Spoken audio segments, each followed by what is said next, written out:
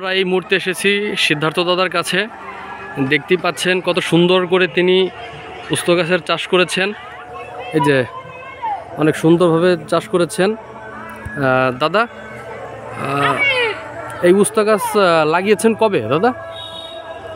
উস্ত গাছ ওই মাস 2 হবে। 2 মাস আগে লাগিয়েছেন দাদা। এতে মানে উস্ত হতে হতে কতদিন সময় লাগে? উস্ত হতে বেশি দিন লাগে না, এই লাগানোর পরে 1 মাসের মধ্যেই 1 মাসের ভিতর হয়ে যায়। এই যে দেখতে পাচ্ছি 2-1টা উস্ত অলরেডি করেছি। দাদা বলতেছে উস্ত বিক্রিও করেছেন তিনি। দেখতেই পাচ্ছেন এই যে কিছু কিছু জায়গাতে এই যে উস্ত হয়েছে, এই যে গুড়া থেকেই এর উস্ত হয়। এই যে দেখতেই পাচ্ছেন।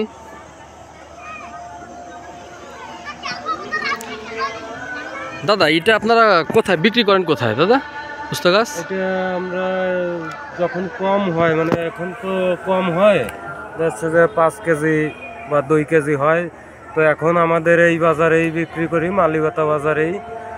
আর যখন বেশি হয় তখন গোপালগঞ্জ সদরে নিয়ে যাই। এতে লাভ কেমন দাদা? লাভ বলতে আছে, লাভ না হলে কি আর হয়? হ্যাঁ বুঝতেই পারছি। লাভ তো দেখতে পাচ্ছেন কত সুন্দর করে লাগিয়েছেন। এই যে আপনাদের একটু ঘুরে দেখাই। এই যে এই যে অনেক সুন্দর করে করেছেন দাদা। এই যে এই যে অনেক সুন্দর করে লাগিয়েছেন, দেখতেই পাচ্ছেন। এই যে অনেক সুন্দর উস্ত গাছ, বেশ খানিকটা জায়গা নিয়ে দাদা করেছেন, সুন্দর।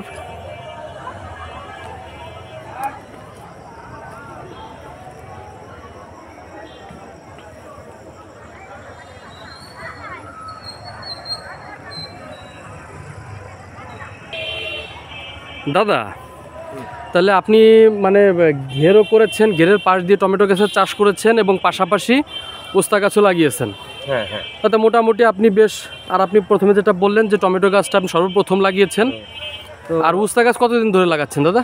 উস্ত গাছ আমি অনেক দিন ধরেই চাষ করতেছি এই জায়গাতেই। আর এবার আরেকটা নতুন চাষ, মানে আমার জন্য নতুন হবে, মানে আমি যেটা করিনি এখনো, সেটা হচ্ছে যে এবার আবার আমি চিন্তা করছি যে কুমড়ো আর হচ্ছে লাউ। মানে এটা সচরাচর সব জায়গায় চলে, কিন্তু আমার জন্য নতুন। আপনার জন্য নতুন, এটা আপনি চাষ করবেন আর কি পরবর্তীতে। পরবর্তীতে এখন এই যে ঘুড়ি দিয়ে তারপরে মানে এই যে সময়টা যাচ্ছে, এই সময়ের ভিতরে আপনি ঘুড়ি দিয়ে মানে যেভাবে চাষ করা যায় সেভাবে আপনি চাষ করবেন আর কি। যাক, সুন্দর দাদার আমরা শুনলাম দাদার সম্পূর্ণ ঘটনা, তিনি কীভাবে উস্তা গাছ লাগিয়েছেন এবং তার চারপাশের ঘটনা। বেশ সুন্দর একটা পরিবেশ। আচ্ছা দাদা, ঠিক আছে, ভালো থাকবেন। ভালো থাকবেন আপনারা সবাই। আচ্ছা।